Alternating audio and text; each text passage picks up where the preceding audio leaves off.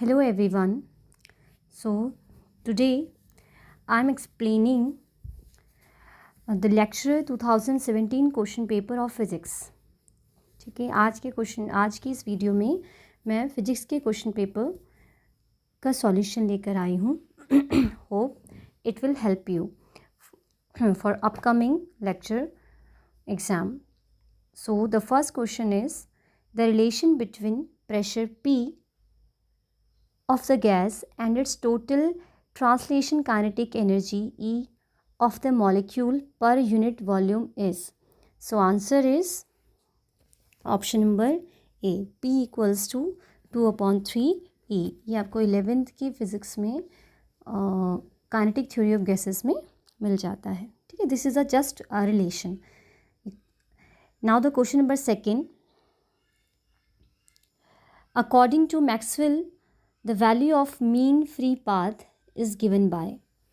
So the right option is option B, lambda equals to 1/√2 pi sigma square. Question number 3. A gas is kept in a rigid container. Heat equal to 500 joule in supplied to the gas. Change in the internal energy of the gas is.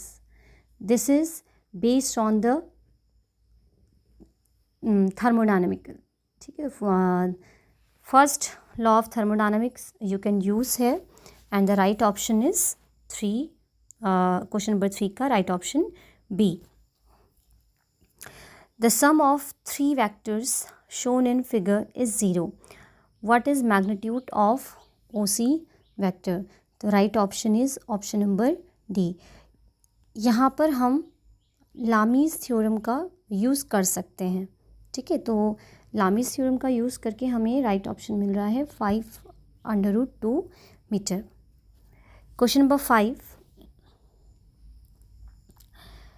Question number 5 is a particle of mass m moving in the x direction with speed 2v is hit by another particle of mass 2 meter moving in the y direction with speed v.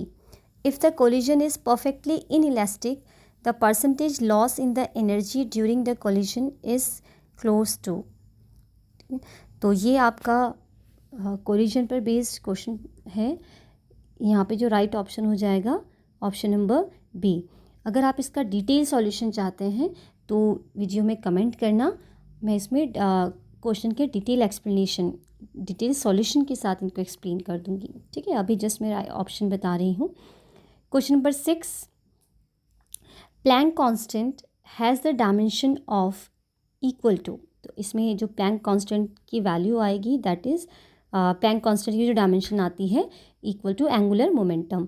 जो आपका relation होता है E equals to h nu, आप उससे Planck constant की dimension निकाल सकते हैं. And angular momentum L equals to mvr आप यहाँ से चेक कर सकते हैं. Both dimensions are equal.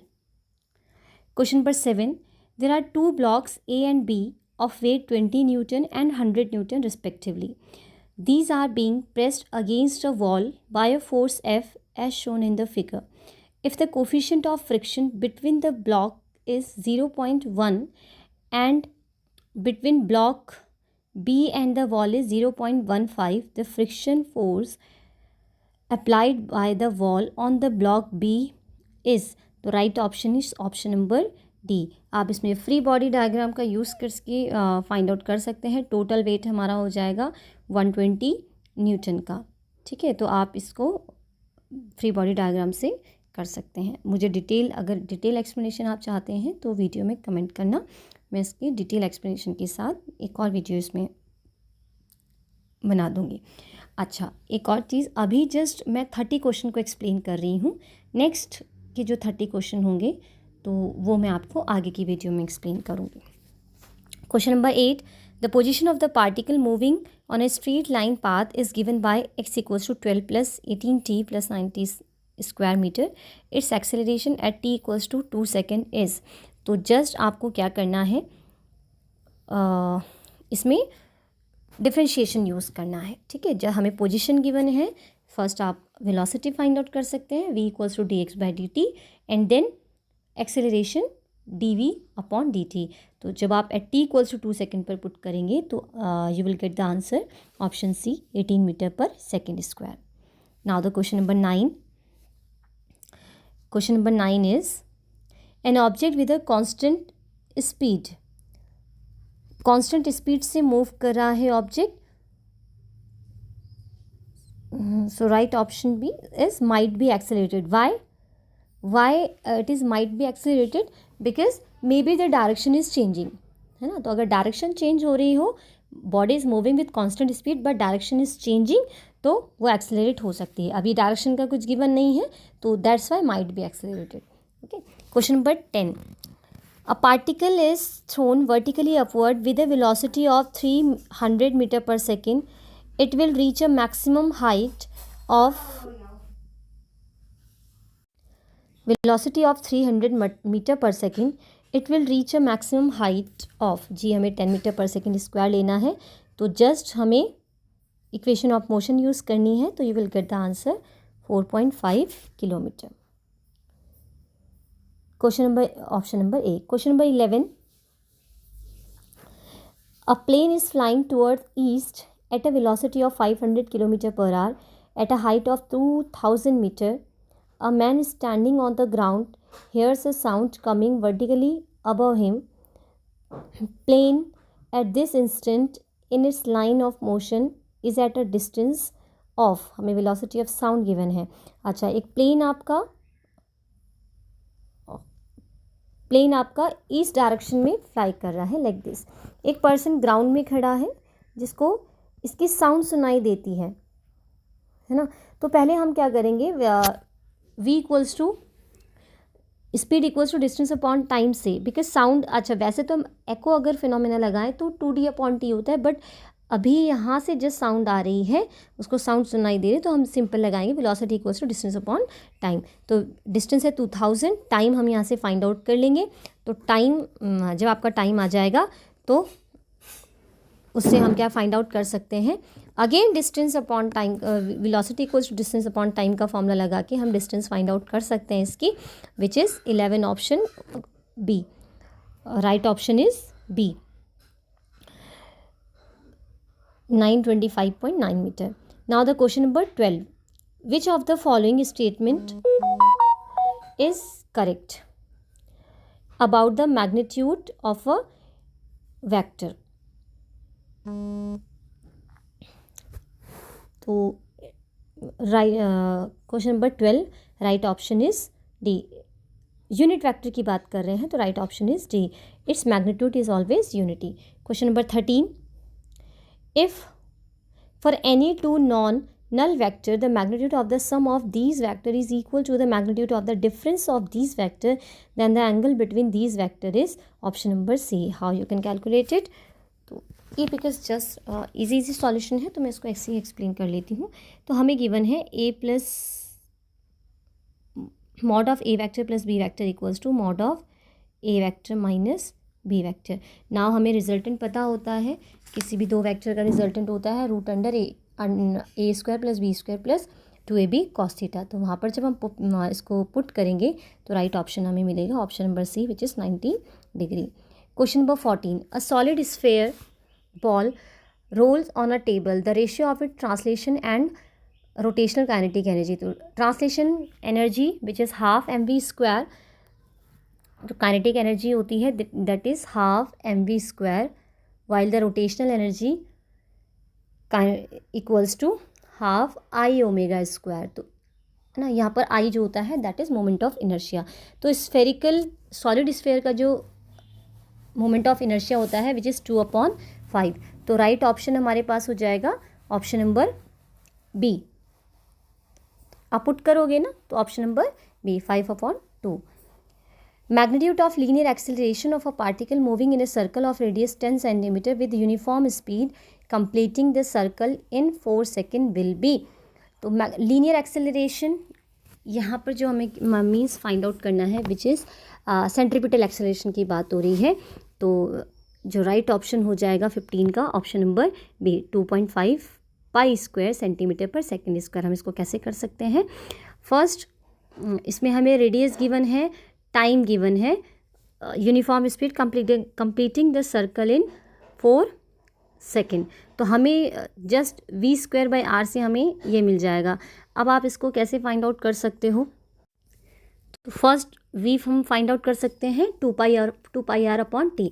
पूरे सर्कल में जब कंप्लीट कर रहा है एक राउंड तो कितने डिस्टेंस चल रहा होगा जो उसकी सरकमफेरेंस होगी 2πr/t। यहाँ से हम v फाइंड आउट कर सकते हैं। जब हमें v मिल जाए तो v²/r पे वैल्यू पुट करके हम आंसर निकाल सकते हैं। Question number 16, a body of mass 400 gram slides on a rough horizontal surface if the frictional force is 3.0 newton and the magnitude of contact force is, तो right option is option number C 5 newton. ठीक है, again इसको हम free body diagram से solve कर सकते हैं। A body of weight W1 is suspended from a ceiling of a room through a chain of weight W2, the ceiling pull the chain by a force. एक कुछ इस तरह का arrangement है। एक बॉडी जो है एक सीलिंग से एक चेन का जो वेट है दैट इज़ W1 और इस तरह से W1 W2 डाउनवर्ड फोर्सेज हैं। तो डेफिनेटली जो सीलिंग रिएक्शन फोर्स लगा रही होगी which is option number C W1 + W2। Equal and opposite force ही बैलेंस करता है। Question number 18, a person climbs up a stalled accelerator in 60 second if standing on the same but accelerator running with constant speed he takes 40 seconds. How much time is taken by the person to walk up the moving accelerator? तो हम इसको कैसे कर सकते हैं? First हम person की जो वेलोसिटी है लिख सकते हैं vp = डिस्टेंस अपॉन टाइम, यानी कि velocity of person distance upon time. अब टाइम हमारा t1 है तो हम इसको t1 लिख लेते हैं। एक्सेलरेटर की जब बात करें तो डिस्टेंस अपॉन टाइम ये t2 ले रही है d/t2। लेकिन इसमें एक और चीज़ हमें बोली है, if standing on the same but accelerator running up with constant speed, if how much time is taken by the person to walk up the moving accelerator. अब एक्सेलरेटर भी ऊपर जा रहा है और उसको चलने में कितना टाइम लगेगा ये पूछा जा रहा है हमसे। तो सिंपली हम क्या करेंगे, हम vp + ve के अगर हम बात करें दोनों का एडिशन मिल जाएगा हमें, है ना, d/t1 + d/t2 = d/tt। Let's say उसने t टाइम लिया है तो ऐसे ये सिंपली आ जाएगा d/t = d/t1 + d/t2। अब d सब कैंसिल हो जाएगा, आप यहाँ से t फाइंड आउट कर सकते हो, है ना। तो हमें जो राइट ऑप्शन मिल जाएगा क्वेश्चन नंबर 18 का राइट ऑप्शन हो जाएगा C which is 24 second. Question number 19, in the given figure force of friction on body B is. अब देखो बॉडी ए पर इस डायरेक्शन में फोर्स लग रहा है, ठीक है, फोर्स इस डायरेक्शन में लग रहा है तो डेफिनेटली फ्रिक्शन इस डायरेक्शन में लगेगा बॉडी ए पर। तो बी पर कहाँ लगेगा, टुवर्ड्स राइट। तो ऑप्शन नंबर बी 19 का जो राइट ऑप्शन हो जाएगा option number B. Now next question, question number 20, two bodies of mass m1 and m2 have same kinetic energy. If p1 and p2 are their linear momentum respectively, then the value of p1 is to p2 will be। तो हमें एक relation पता होता है momentum and kinetic energy में which is 2me। This is kinetic energy, है ना। तो p1 is this, p2 is, अच्छा ये m1 हो जाएगा, kinetic energy remain same. p1/p2 का रेशियो निकालोगे तो 2e will be cancel out, तो answer will be √m1 is to m2। तो option number C. Question number 21, a central force is an example of, जो generally central force होते हैं वो conservative force होते हैं, तो option A is a right option. Question number 22, two capacitor C1 and C2 are charged to 120 volt and 200 volt respectively. It is found that by connecting them together the potential on each one can be made 0। तो इसको हम कैसे solve करेंगे, we know that जो capacitor and charge में relation होता है वो होता है Q = CV, है ना। नाउ हमें दो कैपेसिटर गिवन है Q1 जो इनकी कैपेसिटेंस है which is 120 volt and 200 volt. तो 120 इनकी कैपेसिटेंस हमें गिवन है, वोल्टेज गिवन है, तो इट विल बी 120 C1 तो Q1 = 120 C1 120 which is voltage and Q2 equals to 200 C2। ये हमें गिवन है, वोल्टेज गिवन है ना, इतने वोल्टेज पर चार्ज होते हैं। अगर दोनों को हम कनेक्ट करें, टुगेदर कनेक्ट कर रहे हैं, तो इन पे जो पोटेंशियल होगा वो ज़ीरो हो जाएगा।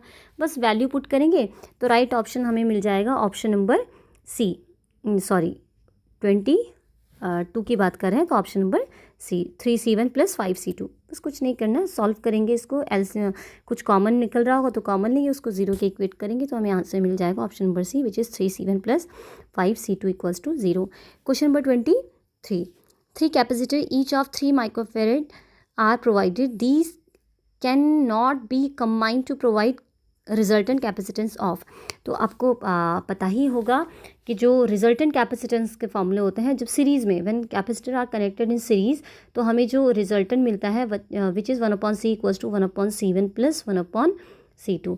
पैरेलल में होता है c equals to net capacitance, c equals to C1 + C2। तो जब आप इनके कॉम्बिनेशन बना के देखेंगे तो राइट ऑप्शन हो जाएगा हमारा ऑप्शन नंबर डी, 6 माइक्रोफेरेड किसी भी तरह के कॉम्बिनेशन से हमें नहीं निकल के दे रहा है। Question number 24, a cone of base radius r and height h is located in a uniform electric field E parallel to its base. The electric flux entering the cone is, generally जो electric flux का formula होता है that is phi equals to EA, है ना, electric field into area. अब because जो ये parallel है वो हम किसकी बात कर रहे हैं, पैरेलल टू इट्स बेस, और जो कोन का बेस होता है दैट इज़ सर्कुलर, तो एरिया हो जाएगा आपका πr²। अब इसमें कुछ ऐसे ऑप्शन नहीं गिवन है, तो इसका जो राइट ऑप्शन होना चाहिए E πr² होना चाहिए। हमें ऐसा कोई ऑप्शन नहीं दिखाई दे रहे हैं। अगर आपको इसका कोई और सॉल्यूशन मिल जाए ऑप्शन में से तो प्लीज़ कमेंट कीजिएगा। According to me the right option is E × πr², but यहाँ पर नहीं है। तो अगर इसमें कुछ मिस्टेक हो तो आई एम सॉरी, मुझे अगर आपको राइट ऑप्शन मिले तो मुझे कमेंट ज़रूर कीजिएगा। Next question is the Clausius Mossotti relation is expressed as. ये जो रिलेशन होता है ये आपको इलेक्ट्रोस्टैटिक्स में मिलेगा। जब आप इलेक्ट्रोस्टैटिक की बुक करेंगे ना, आप ग्रेजुएशन की बुक पढ़ेंगे तो वहाँ पर ये रिलेशन मिलेगा। और ये जनरली किस में होता है, परमिटिविटी ऑफ मीडियम, इनके रिलेशन होता है। तो राइट ऑप्शन इसका हो जाएगा ऑप्शन नंबर बी, 25 का जो ऑप्शन होगा which is option number B, epsilon r - 1 upon epsilon r + 2 equals to n α/3 epsilon naught. ठीक है, तो ये रिलेशन जो है करेक्ट ऑप्शन हो जाएगा ऑप्शन नंबर बी, डेरिवेशन है basically. Question number 26, which of the following material has the highest value of dielectric constant. तो राइट ऑप्शन हो जाएगा आपका ceramic. Question number 27, a gas is held in an external electric field of strength 3 × 10⁴ volt per meter and dielectric constant of gas at NTP is 1.00074. The dipole moment of each atom of gas will be। तो जो इसमें आपका dipole moment का relation होता है वो होता है P equals to epsilon naught √epsilon under bracket epsilon r -1 × E, where epsilon naught is the permittivity of vacuum or air and epsilon r is the permittivity of, या जिसको हम बोल सकते हैं relative permittivity, या फिर आप इसको permittivity of medium भी बोल सकते हैं। इसको हम K से भी डिनोट करते हैं, वैसे आपने पढ़ा ही होगा क्लास 11th में, जो डाइलेक्ट्रिक कांस्टेंट की हम बात करें तो इसको हम K भी बोल सकते हैं। तो ये एक रिलेशन होता है। अब इसको पूरा बेसिकली बहुत बड़ा सॉल्यूशन है, ठीक है, तो मैं जस्ट अभी आपको इसका राइट ऑप्शन बता देती हूँ। The right option is option number A which is 7.28 × 10⁻³ coulomb metre. इस इक्वेशन जब भी आप इसको सॉल्व करोगे ना तो इसमें कहीं ना कहीं थोड़ा आपकी आइडियल गैस इक्वेशन का भी यूज़ होगा, वहाँ से आप नंबर ऑफ़ एटम निकालेंगे, तो ये सारी चीज़ें इसमें आएगी। ठीक है, तो जब इसको सॉल्यूशन करेंगे तो हमें मिल जाएगा 7.28 × 10⁻³ coulomb metre. Now question number 28, the dipole moment of current loop does not depend upon. तो डाइपोल मोमेंट का जो रिलेशन होता है वो होता है m=ni_a।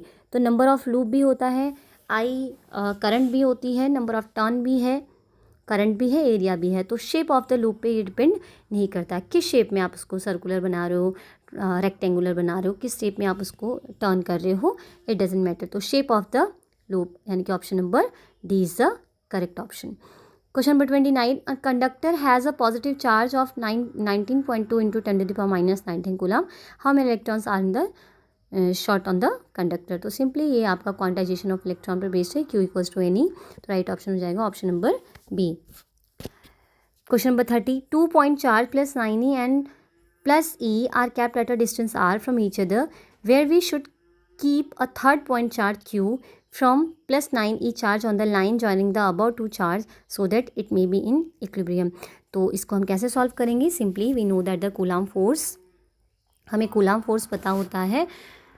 ये कुछ अरेंजमेंट है, let's say this is plus 9E and this is plus E। तो हम लेट प्लस 9E से x डिस्टेंस पर हमारा जो चार्ज है वो Q रखा है, तो प्लस E से हो जाएगा r माइनस एक्स डिस्टेंस पर। तो हम फोर्सेस का टू, बिकॉज दोनों इस पॉइंट पर इक्विलिब्रियम की बात कर रहे हैं, तो रिलेशन हो जाएगा K_Q1 Q2 upon R1 square equals to K_Q1 Q2 upon R2 square. तो बस ये Q1 की जगह 9E पुट करना है, Q2 की जगह Q पुट करना है ना। Force on Q bye 9E, तो इतना फोर्स लगेगा, R1 हो जाएगा x। तो पहली इक्वेशन बन जाएगी हमारी K9EQ upon x square equals to KEQ upon R minus x का होल स्क्वायर। तो आपको एक क्वाड्रेटिक इक्वेशन मिलेगी यहाँ से। तो राइट ऑप्शन हो जाएगा ऑप्शन नंबर सी, 3r अपॉन 4। जो x की वैल्यू आएगी दैट इज़ 3r/4। 9E से 3r/4 डिस्टेंस पर अगर हम कोई Q चार्ज रखेंगे तो हमें जो चार्ज है वो इक्विलिब्रियम में रहेंगे। ठीक है, तो ये ओनली 30 क्वेश्चन है। ठीक है, नेक्स्ट जो इसके नेक्स्ट पार्ट आएगा वो मैं अगली नेक्स्ट वीडियो में एक्सप्लेन करूँगी। अगर आपको इसके डिटेल सॉल्यूशन चाहिए कि हमें कैसे मिले, इनका फॉर्मूलेस क्या हैं, तो आप मुझे कमेंट कीजिएगा, मैं उस पर भी 5 क्वेश्चन करके एक्सप्लेन कर दूँगी डिटेल सॉल्यूशन। ओके, अगर आपको ये अच्छी लगे, आपके लिए बेनिफिशियल हो, तो please like, share and comment. जितना हो सके आप इसको शेयर कीजिएगा अपने फ्रेंड्स के साथ और लाइक कीजिएगा। Thank you, have a nice day.